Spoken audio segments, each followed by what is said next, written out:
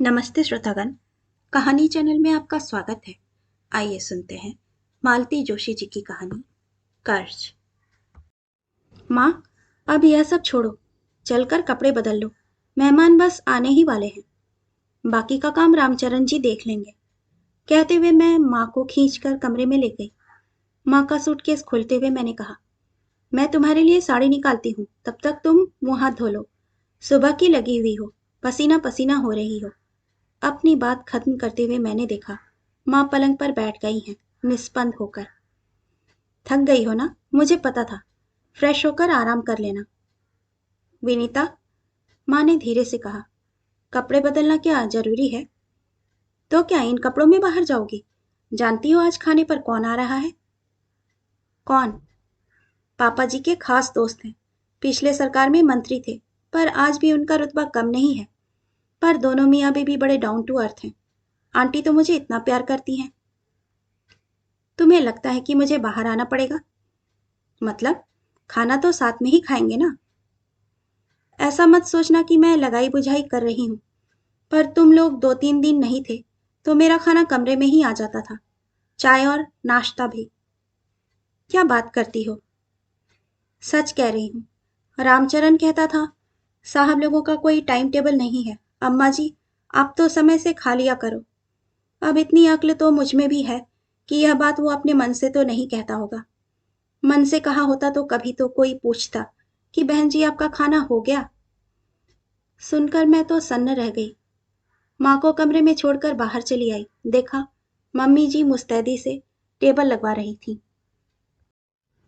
बड़ी सी मेज पर केवल 6 प्लेटें थीं। अंकल आंटी, मम्मी पापा और हम दोनों के लिए। दुख भी हुआ और गुस्सा भी आया। माँ का अनुमान सही था। मैं अपना गुस्सा पी गई और मैंने मन ही मन एक योजना बना ली।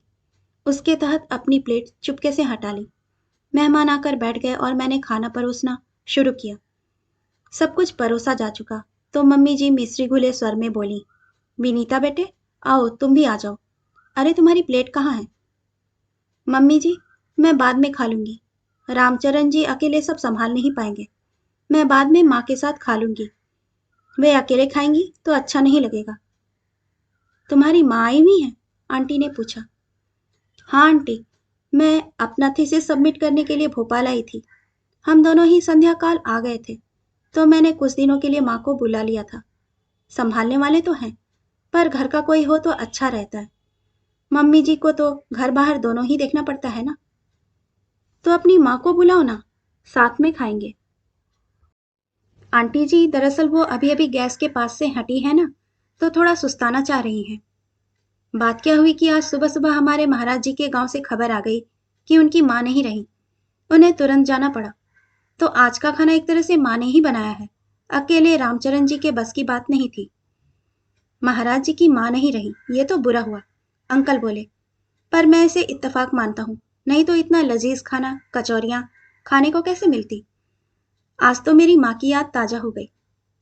इतने मुलायम दही बड़े पहली बार खा रही हूँ, आंटी बोली। गाजर का हलवा भी A1 बना है, अंकल बोले। सुनकर मुझे खुशी हुई कि चलो, माँ की मेहनत सार्थक हो गई। पर मेरी इस खुशी पर तुरंत ही पानी फिर गया जब मम्मी जी ने कहा, अच्छा तो बनाएंगी ही, जिंदगी भर खाना ही तो बनाती रही हैं। लगा जैसे किसी ने मेरी छाती में घूंसा जड़ दिया हो। मैं तिलमिला उठी। आंटी ने कहा, शारदा, खाना तो सभी औरतें बनाती हैं, पर सबके हाथ में यह स्वाद नहीं होता। मम्मी जी कुछ कहें इससे पहले मैंने कह दिया, आप समझी नहीं आंटी जी। मम्मी जी के कहने का मतलब यह था कि माँ जिंदगी भर टिफिन सेंटर चलाती रही हैं, एक्सपर्ट तो होंगी ही। Tiffin centre? आंटी ने पूछा। हाँ आंटी जी, हम लोग बहुत छोटे थे जब हमारे पापा नहीं रहे। माँ ने टिफिन सेंटर चलाकर हमें पाला है। मेरे दोनों भाइयों ने उनकी मेहनत को सार्थक कर दिया। बड़े भाई डॉक्टर हैं और छोटे भाई फिजिक्स के प्रोफेसर हैं। एक मैं ही फिसड्डी रह गई, सिर्फ MA। फिसड्डी क्यों? PhD हो तुम, पापा जी ने कहा। पापा जी, अभी तो थीसिस सबमिट की है, डिग्री मिलेगी तब ना PhD कहलाऊंगी। तुम्हारी PhD कोई रोक नहीं सकता। आज से अपने नाम के आगे डॉक्टर लिखना शुरू कर दो, अंकल जी ने कहा और फिर बातों का ट्रैक बदल गया। खाना सानंद संपन्न हुआ। सौंफ इलायची खाते हुए डॉक्टर आंटी बोली, अरे बहू रानी, अपनी माँ से तो मिलवाओ। मैंने दरवाजे पर दस्तक दी। माँ ने दरवाजा खोला और बाहर आई। क्रीम कलर की साड़ी में वह इतनी ग्रेसफुल लग रही थी कि जी खुश हो गया। मैं परिचय करवाती, इससे पहले ही आंटी ने उन्हें गले से लगा लिया। बहन जी, किस किस बात की तारीफ करूं? आपकी साड़ी की, आपके खाने की या आपकी बिटिया की? सच, बहुत प्यारी लड़की है। बहुत अच्छे संस्कार दिए हैं आपने अपनी बेटी को। माँ ने विनम्र भाव से कहा। अब वह मेरी कहाँ रही, जैसी भी है अब आपकी है। बिल्कुल ठीक कहा आपने।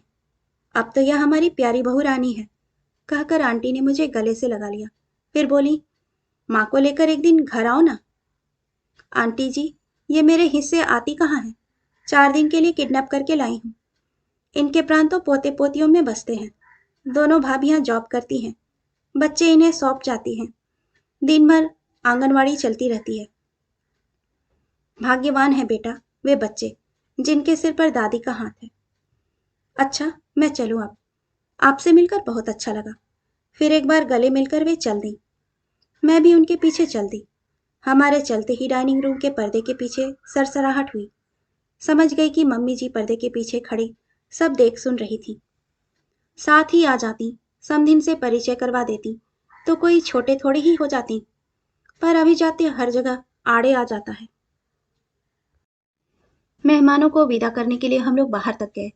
श्रीमान जी हॉल के दरवाजे पर ही रुक गए, तो मैंने वहीं अंकल आंटी के पैर छू लिए। अंकल के जाते ही मैं भीतर जा रही थी, क्योंकि माँ खाने के लिए रुकी थी। मैं मुड़ी ही थी कि इन्होंने कहा, सुनो। मैंने देखा, उनकी आंखें अंगारे सी जल रही थीं।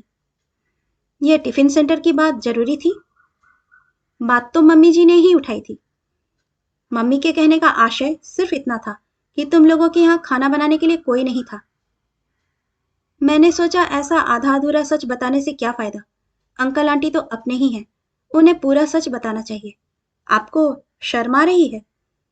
नहीं, गर्व से मेरा सीना फूल रहा है। उनके स्वर में व्यंग्य था। मैं कुछ तीखी बात कहने जा रही थी कि हॉल के पर्दे के पीछे मुझे 2 पैर नजर आए। मम्मी जी शायद मेहमानों को विदा कर लौट आई हैं। पापा जी रोज की तरह खाने के बाद बगीचे में चहलकदमी कर रहे होंगे। मम्मी जी दरवाजे पर रुक गई थी, जिसका मतलब साफ जाहिर था कि वे हमारी बातें सुनना चाहती थी। उन्हें सुनाने की गरज से मैंने उनके बेटे से कहा, एक बात कहूं, हम आपके दरवाजे नहीं आए थे। इतने बड़े घर की ओर झांकने की भी हमारी औकात नहीं थी। प्रस्ताव आपकी ओर से आया था। पापा जी हमारे कॉलेज में गेस्ट बनकर आए थे। उन्हें मेरा गाना अच्छा लगा, मेरा भाषण पसंद आया। उन्होंने प्रिंसिपल मैडम से मेरी पूरी जानकारी ली और हमारे यहाँ प्रस्ताव भेज दिया।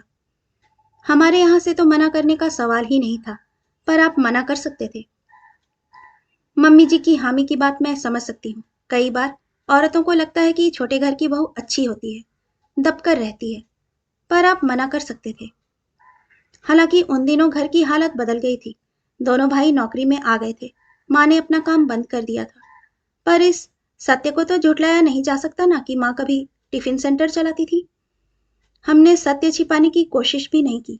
माँ का कहना था कि शादी के मामले में सारे पत्ते खुले होने चाहिए। इसलिए आप चाहते तो मना कर सकते थे। जिंदगी भर शर्मसार होने से तो अच्छा था माँ बाप का विरोध करना। तुम्हें कभी शर्मिंदगी महसूस नहीं हुई? नहीं, I am proud of my mother. उन्होंने जिस मेहनत और दिलेरी से हमें बड़ा किया है, उस पर मुझे गर्व है। किसी भी संतान को गर्व होगा। पर हाँ, आज मैं जरूर शर्मसार हुई हूँ। कैसे? आज इस घर में उनके साथ जो व्यवहार हुआ है वह बेहद अपमानजनक था। मैं तो माँ के सामने जिंदगी भर सिर नहीं उठा पाऊंगी। मैंने तय कर लिया है कि इस घर में उनकी यह आखिरी यात्रा होगी। तभी दरवाजे का पर्दा हिला। मम्मी जी भीतर दाखिल हुई। ये तो एकदम चौंक ही गए थे। मम्मी जी ने हमारी ओर देखा। शायद कुछ कहने को थी कि मेरे बगावती तेवर देखकर उन्होंने अपना विचार बदल दिया और चुपचाप अपने कमरे की ओर चली गईं। मैं खुश थी। मेरी बात सही जगह पड़ गई थी। मुझे लग रहा था मैंने माँ के पसीने का कर्ज अदा कर दिया है। कहानी सुनने के लिए आपका धन्यवाद।